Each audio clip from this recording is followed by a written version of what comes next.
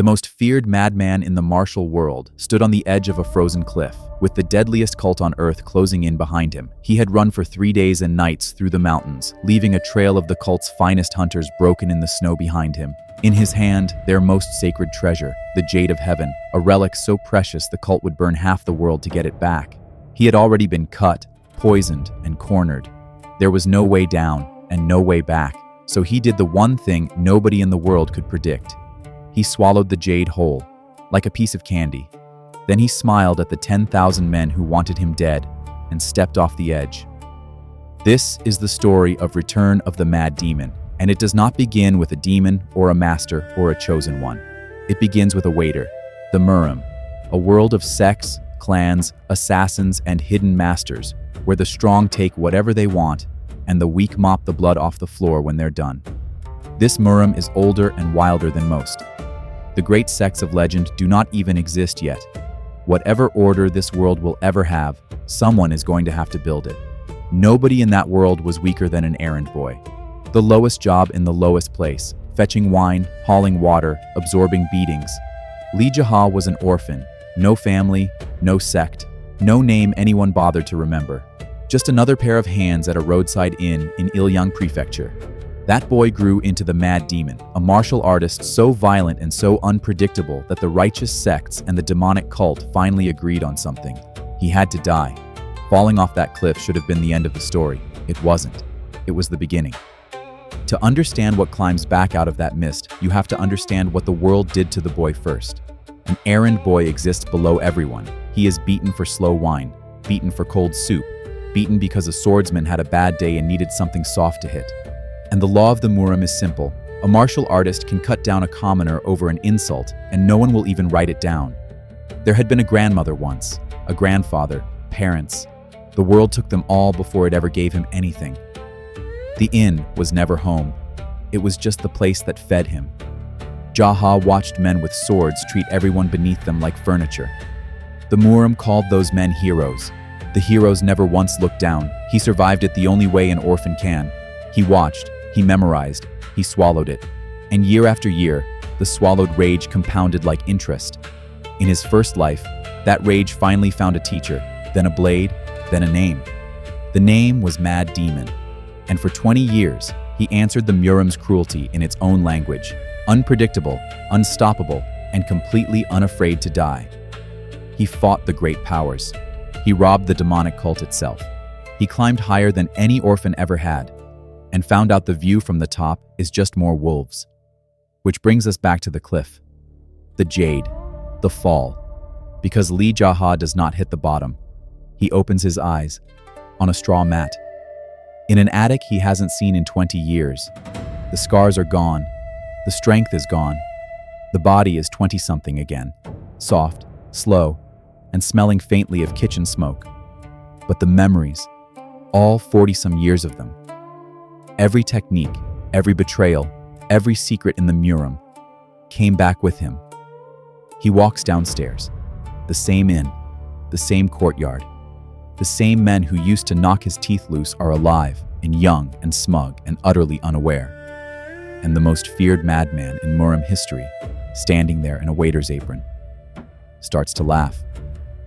Not because it's funny, because it's fair. Every debt the world thinks is settled just reopened. Every disaster he watched happen hasn't happened yet. Most men would call a second life a gift. Jaha, being Jaha, calls it something better. A rematch. Most regressors sprint for the nearest legendary sword. Jaha's first target is smaller and much more personal. The Black Rabbit Union, the local gang that bleeds the inn district dry, one protection fee at a time. Shopkeepers pay or bleed. Vendors pay or starve. And every month, the collectors come through the inn like weather. In his first life, Jaha spent years watching these men take everything from people who had nothing, and he could do nothing about it. This time, he unties the apron. One evening, one man walks into the Black Rabbit Union's den. Alone, unarmed, smiling. The body is weak, but technique is memory. And this body's memory holds 20 years of the Murim's nastiest, dirtiest, least honorable fighting. He doesn't just beat the Black Rabbit Union, he dismantles them, efficiently, almost politely, like a man rearranging furniture. Their boss, Cha Seong-tae, gets the worst seat in the house. face to face with the smiling waiter, in his own chair, in his own hall. And here Jaha does something no one expects. He doesn't kill him, he hires him. Seongtae looks at the wreckage of his gang, does some very fast arithmetic, and discovers a deep, sincere passion for the service industry. The gang that taxed the district now works for the errand boy. Their new job, eyes, ears, and errands. The extortion stops. The listening begins.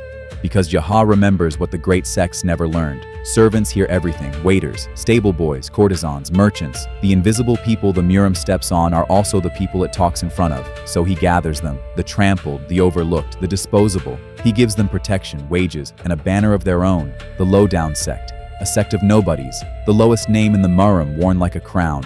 Any master would laugh at a sect of waiters, right up until it knows where he sleeps, what he eats, what he owes, and what he's afraid of. Within months, the web stretches across the region. Nothing moves on the roads of Ilyang without Jaha hearing about it by nightfall. He even collects a blacksmith.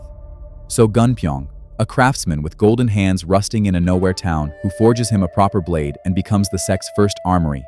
While the web grows, Jaha rebuilds the thing that made him a legend, his martial arts, from scratch, in a body that has never thrown a real punch. He knows where forgotten techniques sleep, which caves, which ruins, which dead masters' secrets no one ever found. He collected them once already. The golden turtle carefree art, cold, patient, bottomless, ice in the veins, the moon shadow, ruthless technique, fast, merciless, bright as a lightning strike. Ice and lightning, yin and yang, two energies that should tear a body apart, held together by a man too stubborn to pick one. The first time he forces the two energies through his meridians together, he nearly rips himself apart. He wakes up face down on the roof tiles, grinning. Progress. Night after night, he sits on that roof, knitting the two forces together one breath at a time, while the town sleeps under his protection and has no idea. Word starts to travel. Some inrat in Ilyang is humiliating real martial artists. They come to teach the upstart a lesson. Proud swordsmen, sect enforcers, wandering masters with reputations to protect. It goes badly. For them. Jaha even develops a signature move for negotiations. He stabs his dagger into the table and smiles. Anyone who disagrees with him is welcome to pull it out. Nobody pulls it out. Then comes a different kind of visitor. Moyong Bayek, a genius young master from a great clan.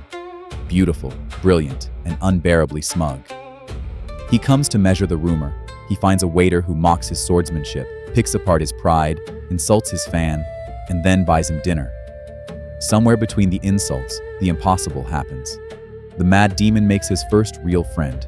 In his first life, Jaha had subordinates, enemies, and legends told about him in taverns.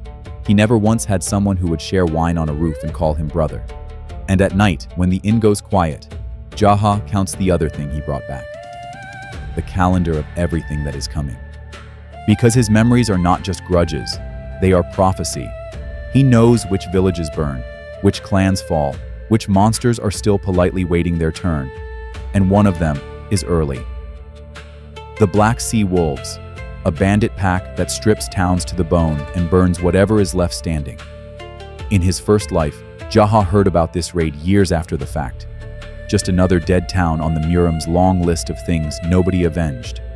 In this life, the town is on his map, and the people in it pay dues to the low-down sect, which makes them his.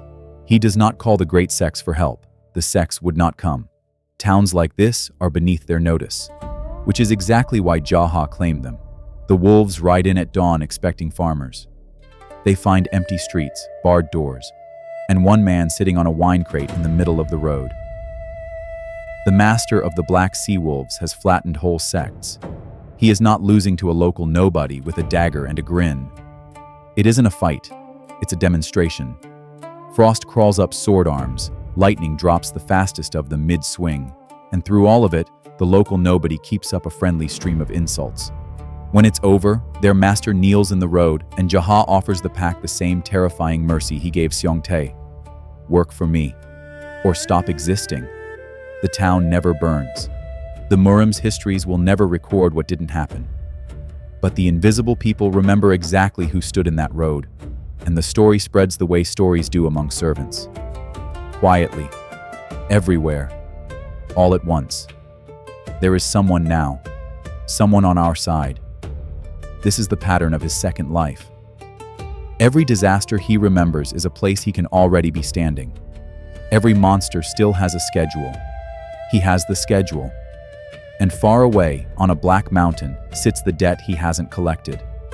The demonic cult, the heavenly demon, the jade, still sleeping in its vault.